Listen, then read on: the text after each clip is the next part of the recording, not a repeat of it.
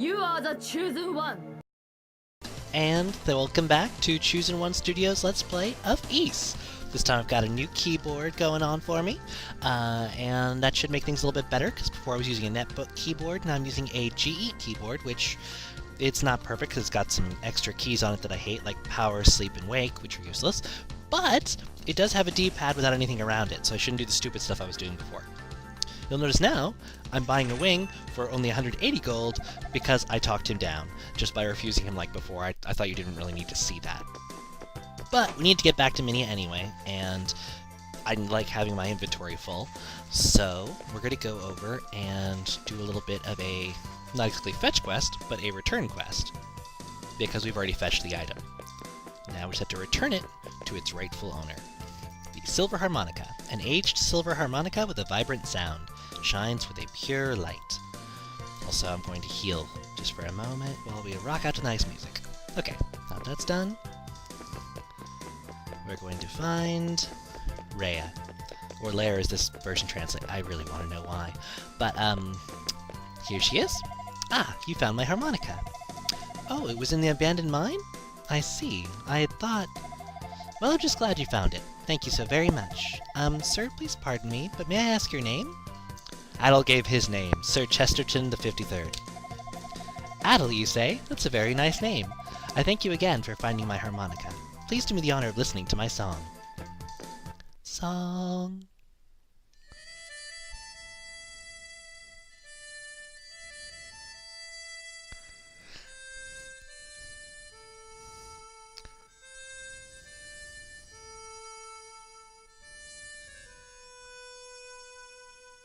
Now, the fact that we just saw a tree is actually fairly important, because that song was necessary for us to be able to get our final piece of silver equipment.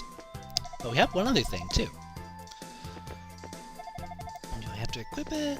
Let's see, maybe we have to beat the mine first, but this... Adel, by some chance do you... No, never mind, please don't concern yourself. I wrote this poem a long time ago. Adel gave the piece of paper to Rhea. Rhea. Thank you very much. Thank you so much for finding my harmonica for me. Now we're just going to leave. Bye! That was a nice little side quest. Because now that we have the paper, we get to see a scene you don't get unless you find it. It's not that hard to find, but you could miss it. And there's Rhea just watching. It's total cutscene mode, I can't interrupt and I wouldn't want to. As Rhea looks out at the Tower of Darm. We'll never get to go there, sadly. The eastern sky is a stain of red, and the western sky is blue. Is that place between light and shadow? In that place between light and shadow, my dreams continue. Somewhere I hear the song of a bird, taste the fresh air. I see the silent tree of Rhoda, and the sight is old to my eyes, yet still they blur with tears. 'Tis here that resides the lost serenity of man. I feel the bird raising his wings, so that he may reach the heavens, to the moon sinking to the west, and to the sun rising in the east. Journey well. So that's a nice little poem. I didn't read it very poetically, because I was kind of squinting to read the font. I should probably wear my glasses. But... Fina, the wheel of fate has begun to turn once more. I only wish that I could let this dream continue, even if only for you. But I am sorry, that can never be. So, what does that mean? Well, we'll find out. Eventually.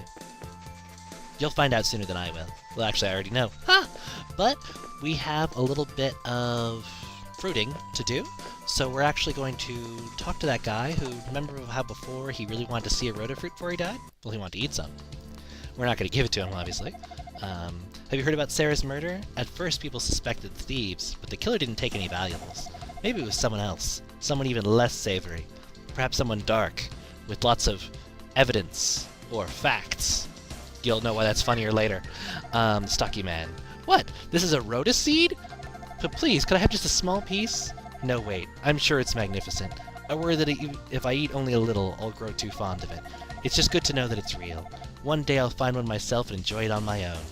So, we just fulfilled a guy's dream, because he always thought, you know, hey, I just have this fantasy, it's never going to happen. So, you get to feel good about yourself. Rhoda seed.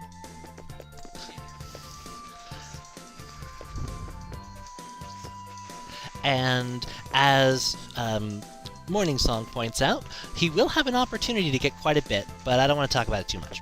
So now there's going to be a cut. We're going to get that silver sword that we need, and then we'll get some revenge. Oh, sweet, juicy revenge. Sweet, juicy revenge. And welcome back. Here we are, just a little bit south of Zeptic, and we're going to take out that Rhoda that we already have out. Oh wait, we don't. Okay, let's put that back out then. And Adel peeled away the hard shell of the seed and ate the pulpy meat inside. The taste was sweet but mellow. In that instant, Adel felt a strange shudder run down his back. Because gaining the power to talk to trees feels pretty weird. A refreshing breeze drifts up from the plain and gently shakes the leaves at the top of the great tree. The wind sounds almost as though it is talking to Adel, which it is. Darkness again stirs in the world. It brings another nightmare to Ys. Not the band, yes. Ah! I'm a tree! Oh, swordsman, your journey begins now, even though you've been leveling up for a while. Silver light begins to spill out from the roots of the great tree. Silver sword was accepted. So now we have the final piece of equipment. The silver sword. The silver light points both to hope and... The silver light points to both hope and destruction. Lose not your way. Be not confused or afraid. Trees are your friends. Corn grows in you. You'll have to kind of be an MST3K person to get that. But, open your heart and close your eyes. I don't even want to know what would happen there.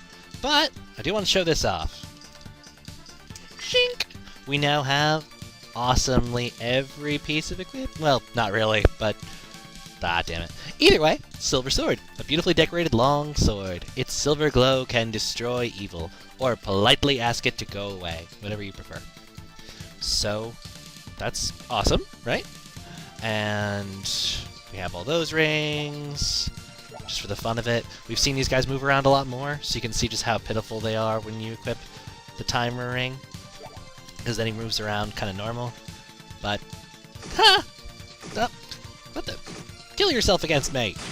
Oh, I guess I had to move against you slightly. Oh well. Not quite suicide. Okrots with their 17 HP, 16 strength, 9 defense. Rebels, their 20 HP, 23 strength, and 12 defense. Could have sworn there was another stat that popped up if you keep slamming into enemies enough, but I'll probably end up having to test that out some other time, because I'm not going to wait right here and do that, because, if you'll remember, we have a little bit of revenge to be getting.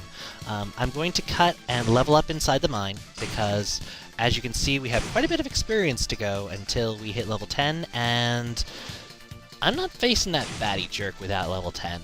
The time trial doesn't even do it, which I just practiced this new keyboard on. So, let's just cut, and you'll join me there after a very brief interlude. And welcome back to Vagulion. I've actually recorded this now 4 times.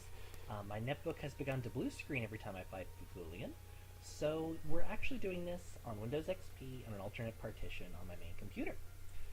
This has been a trial in interestingness. But now we're going to kill Vagulion, because I've been practicing and I've successfully killed him like a million times now. So there will be much revenge. This is a great song, and thankfully, since this is such a long boss battle, you should finally be able to hear all of it. Holders of Power, as I believe I mentioned before. Great song. These bats are annoying. I better not screw it up now, since I've done it successfully so many times on recorded. The hardest part about this battle for me is that I tended to pull back before I smack into him, and because I've run into him so many times when he wasn't going to change, I sometimes stay back too far, and don't get the opportunity to attack once he changes, because as soon as he closes his wings, it's pointless. You can't attack him anymore. You also have to aim at the weird spot of his feet, which to me, I don't know, aiming at something's feet feels weird. I mean, I like multi-port enemies and RPGs and stuff. Oh yeah, I'll go for the feat, and it's great. Games where you can target multiple areas, that's great. But where it's the one spot you attack, feels weird to me. Especially when it's something that's, got that wingspan, it's all monstrous. But what do I know? Also, just to let everyone know, I will be playing East Origin after a brief break after I beat East 2.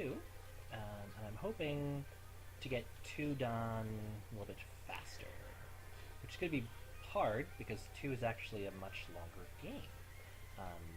But Jenna Trias, who's now joined Chosen One Studios, gives me a lot of hope that we can pull that off, because, well, let's face it, she's awesome and inspiring.